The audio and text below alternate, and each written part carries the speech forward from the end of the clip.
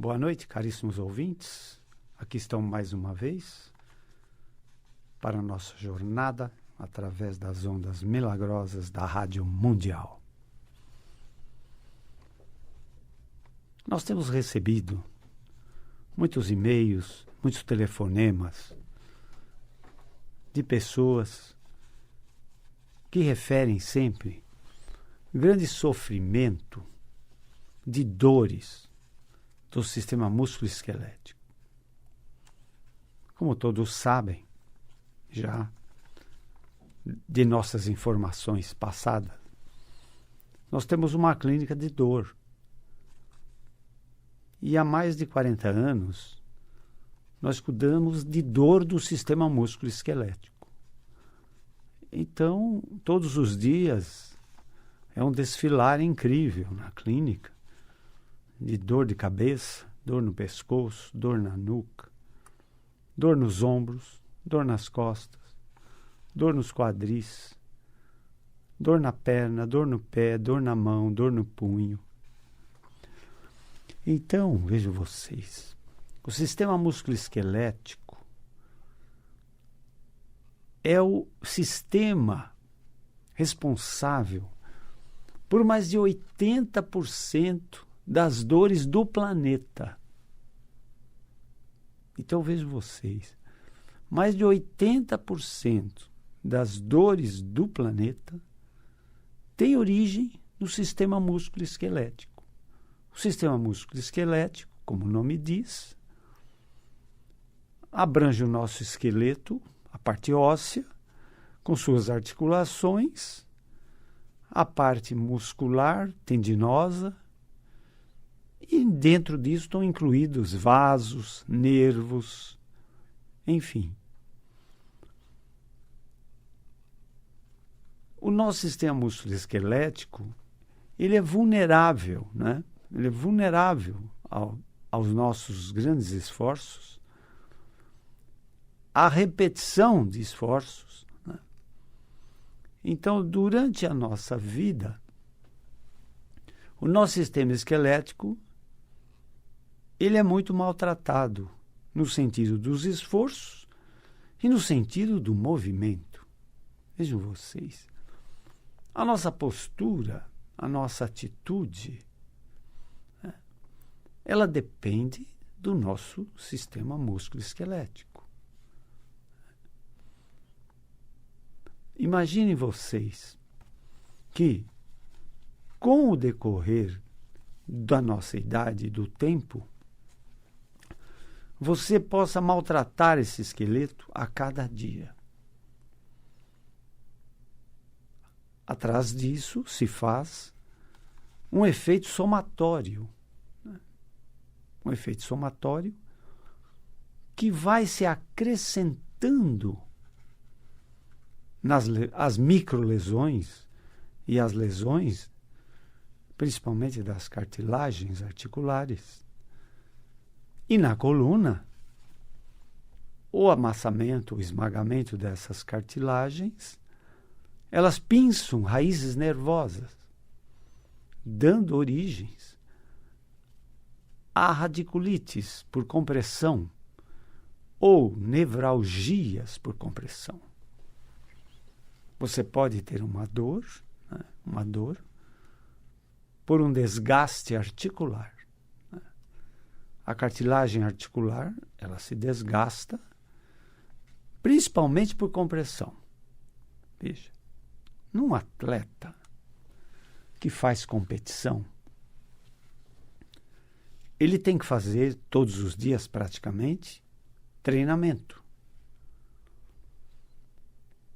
E onde existe movimento, existe atrito. Onde existe atrito, existe desgaste. Isso vale para o ser humano ou vale para qualquer máquina. Então, em se tratando de uma máquina, o que é feito para diminuir o atrito? Porque dificilmente o atrito é zero. Sempre vai existir um coeficiente de atrito que é positivo. E uma vez que existe atrito, há um desgaste.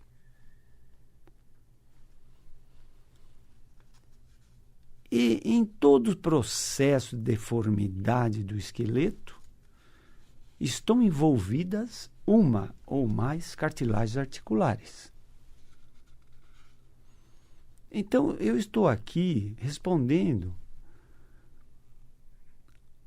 a vários pacientes, a vários ouvintes que telefonam e perguntam sempre e referem frequentemente dores articulares, dores no sistema músculo-esquelético.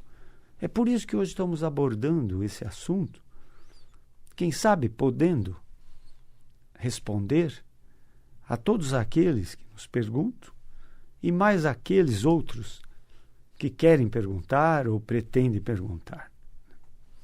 Então, vejo se vocês entendem ou possam entender todo o mecanismo envolvido no processo de dor decorrente de problemas do sistema músculo-esquelético. Tá?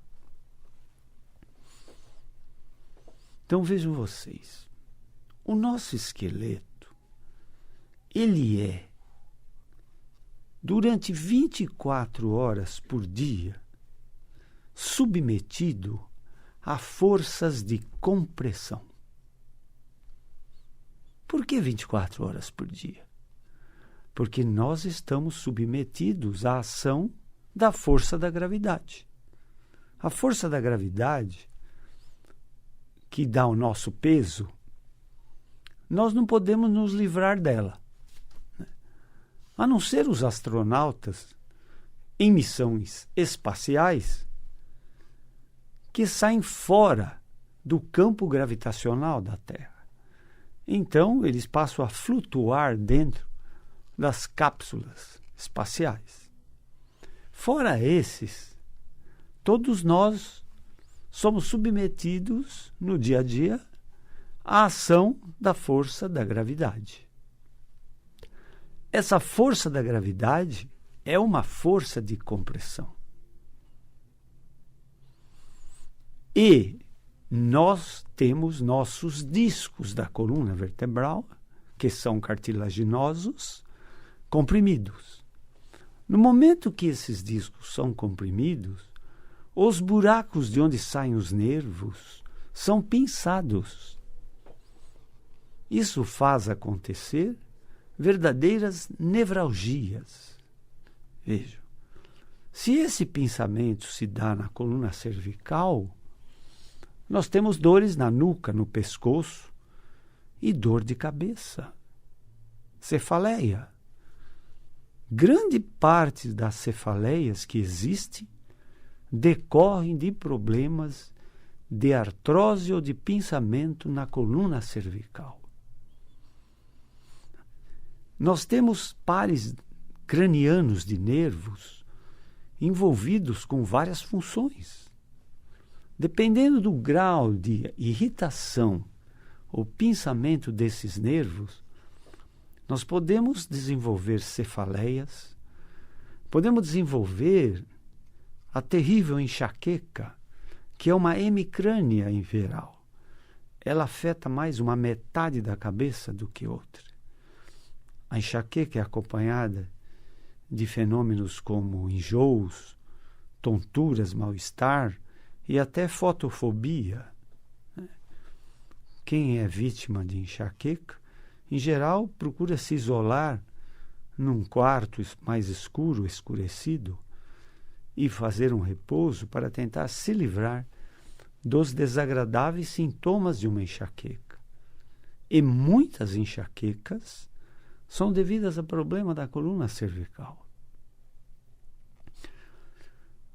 Problemas de coluna cervical e do outro esqueleto, que é dorsal e lombar, podem causar frequentemente uma labirintose, conhecida mais como labirintite.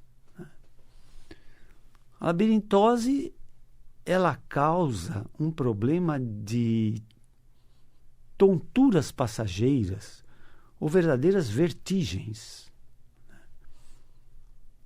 e a pessoa parece que tem tudo a rodar em volta dela e ela procura se apoiar ou sentar-se. Então, o próprio labirinto, ele é alterado por processos do sistema músculo-esquelético. Vejam vocês. Então, o nosso esqueleto, ele sofre a força de compressão da gravidade. Se é na coluna, pinçam os discos. Se é nos joelhos, há um pinçamento nos meniscos.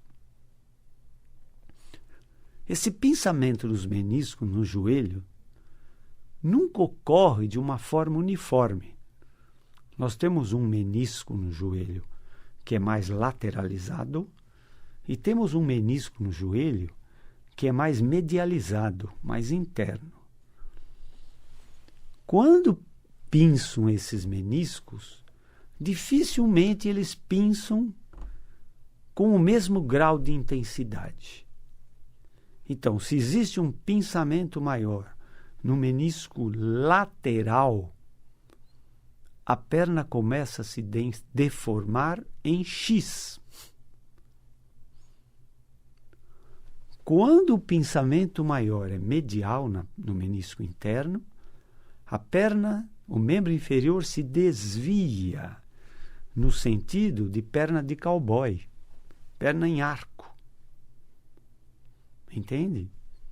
Então vejam vocês, quando se trata de joelho, o pinçamento dessas cartilagens chamadas meniscos, que estão dentro da articulação do joelho, elas causam graves deformidades e são responsáveis por muitas incapacidades, inclusive por problemas na marcha, na deambulação. O paciente, às vezes, ele se arrasta por causa de muita dor nos joelhos. Hoje, ao atender uma paciente com problema de joelho, ela me fez a seguinte pergunta: doutor, se eu tenho problemas de joelho por desgaste exagerado das cartilagens dos meniscos, eu ouvi dizer que existe agora as tais células-tronco. Será que isso não vai virar um tratamento para que meus joelhos voltem a ficar novinhos em folha? Vejam vocês. A cartilagem, ela não tem sangue. Então, se você pegar apenas uma cartilagem, fizer um corte nela, ela não vai sangrar. Ela não sangra. A cartilagem, ela é nutrida, ela é alimentada por um líquido e, às vezes, uma espécie de geleia, de gelatina, chamado líquido sinovial. O líquido sinovial, ele é a graxa, porque vejam vocês, onde há movimento, há atrito. O joelho tem um movimento amplo de flexo-extensão e é uma articulação de carga, porque nós estamos com o nosso peso em cima dos joelhos quando em pé. Quando damos um passo, nós transferimos nosso peso para um joelho só. Tiramos o pé de trás e colocamos na frente para caminharmos. Nesse momento, nós jogamos nosso peso para um joelho. Ao dar o passo, nós mudamos e transferimos nosso peso para o outro joelho. Então, a tua carga, ela não é dividida entre os joelhos, não. Cada joelho suporta totalmente a sua carga. E quando você sobe ou desce uma escada, a carga fica maior ainda. Fica maior ainda. Então, vejam vocês, no nosso dia a dia, a todo instante nós estamos sendo submetidos a forças de compressão. Essas forças, elas são prejudiciais. São elas as responsáveis para que, durante a nossa vida, nós vamos perdendo altura. E as pessoas culpam a idade ou o envelhecimento. Mas, na verdade, vários fatores contribuem para que a gente vai perdendo altura. E cada vez que há um pensamento das articulações, esse pensamento rouba uma parte da nossa altura. Outro dia atendi uma paciente com 60 e poucos anos que tinha perdido já 6 centímetros de altura. Isso é uma deformidade. O pensamento é uma deformidade. A perda de altura é uma deformidade. Esses pensamentos, teoricamente, eles poderiam ser simétricos, mas eles não são. Em geral, jamais eles são simétricos. Então, o que acontece? Se existe um pensamento maior do lado direito da coluna, nós inclinamos para esse lado. O lado do pensamento faz uma concavidade. Entenderam? E a coluna se desvia. Esse desvio da coluna pode desnivelar os ombros, ou pode desnivelar a bacia, sendo motivo frequente de uma deformidade. No momento que essa deformidade começa a se instalar, vejam vocês, se vocês imaginarem uma pessoa pesando 60 quilos, se eu colocar essa pessoa em 2 balanças, um pé numa balança e um pé em outra balança, encostada, o valor não vai dar 30 e 30 quilos. Ou seja, há um desvio do balanço do peso dessa pessoa. E esse peso é maior do lado em que a coluna mais se inclina. Entenderam? E eu estou dizendo tudo isso porque o mais grave problema do sistema músculo-esquelético se chama deformidade. E a mais grave deformidade, a mais comum e a mais frequente que existe, é o pensamento dos espaços articulares. E o grande fator desse pensamento é a força-gravidade. Depois, a obesidade, o peso da própria pessoa. Depois, os impactos, né? Os microtraumas e os grandes traumas a que somos submetidos vão maltratando o nosso esqueleto. Então, vejam bem, para não inverter os papéis, nós não ficamos velhos e nos deformamos. Não, nós vamos nos deformando e depois ficamos velhos. Entenderam a ordem das coisas? Então, por aí, vocês têm que entender também o seguinte. Quando essa minha paciente me perguntou por que as células tronco poderão deixar meu joelho novo, vejam vocês, a cartilagem não tem sangue. E ela vai se renovando. E o atrito vai descamando. Exatamente igual à pele da gente. A nossa pele de hoje não é a mesma pele de 3, 4, 5 meses atrás. Não, é uma pele nova que vem vindo. Ela vai se formando de dentro para fora, né? Da parte profunda para a parte superficial. E ela vai descamando. Da mesma forma acontece com a cartilagem. Mas então por que ela gasta? Se ela vai se formando. Ela gasta porque vai se rarefazendo o líquido sinovial. O líquido sinovial é a graxa, o lubrificante. Ele diminui o atrito. Então, dá vitalidade à cartilagem. E a cartilagem funciona igual uma esponja de banho. Se você aperta uma esponja, ela perde água. E se você deixa a esponja se expandir, ela absorve água, ela absorve líquidos.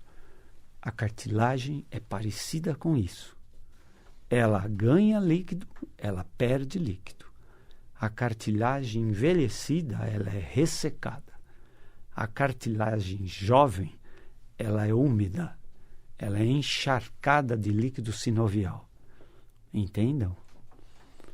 Então, vejam vocês, não adianta transplantar cartilagem num joelho se esse joelho não tiver um sistema de lubrificação, um sistema que produz o líquido sinovial, que é produzido na cápsula articular. Toda articulação tem um invólucro, uma capa.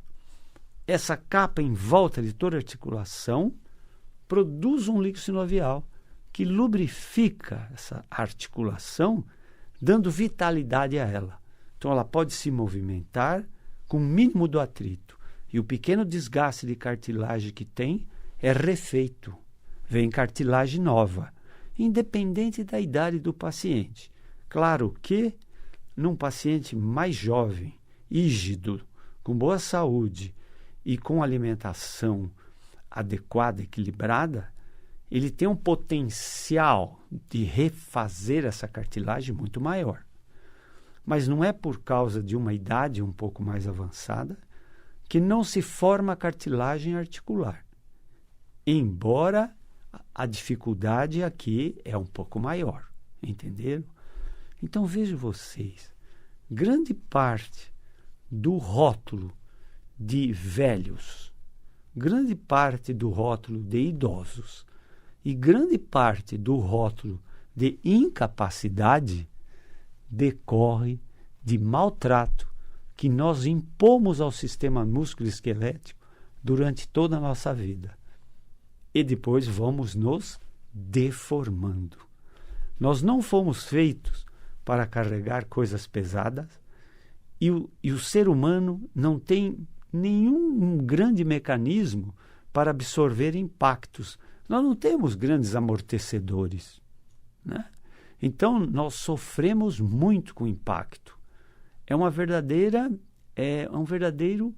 material que vai se fragmentando, que vai fissurando, que vai se esmagando, entende? Tornando as articulações deformadas e tornando as articulações doloridas. Porque o atrito de cartilagem ressecada, ou até da parte óssea, quando a cartilagem já gastou, é motivo de muita dor articular. Essa muita dor articular causa incapacidade, deformidade e dificuldade para a marcha. E o paciente vai se arrastando e muitas vezes há necessidade de próteses que substituem essa articulação por uma articulação de metal ou de plástico.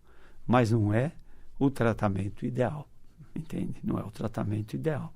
O tratamento ideal é protegermos o nosso esqueleto de grandes impactos e de peso exagerado que, às vezes, temos que carregar malas, crianças pesadas, a mãe no seu afazer diário de limpeza doméstica, enfim, vão carregando muito peso e isso vai se somando, né? Eu uso uma expressão que é muito própria. Eu digo, às vezes, quando o paciente chega muito mal na minha clínica, eu digo a ele: você foi levando, mas agora a casa caiu, né?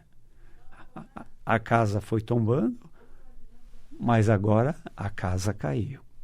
Enfim, hoje nós fizemos um programa mais médico para responder a inúmeras perguntas que os pacientes têm feito no decorrer de todo esse tempo. Muito obrigado pela sua atenção. Se quiserem conhecer mais o nosso trabalho médico, acessem o nosso site www.ruimercurio.com.br. Nós fazemos também um trabalho do ser humano, corpo, mente e espírito. Então vocês podem acessar também www.medicinaespiritual.com.br. Temos vídeo no YouTube de todas as nossas palestras e também damos consultas, fazemos conferências e debates sobre dor e sobre medicina espiritual. Muito obrigado pela atenção. Tenham todos uma boa noite. Sejam muito felizes, com muita saúde.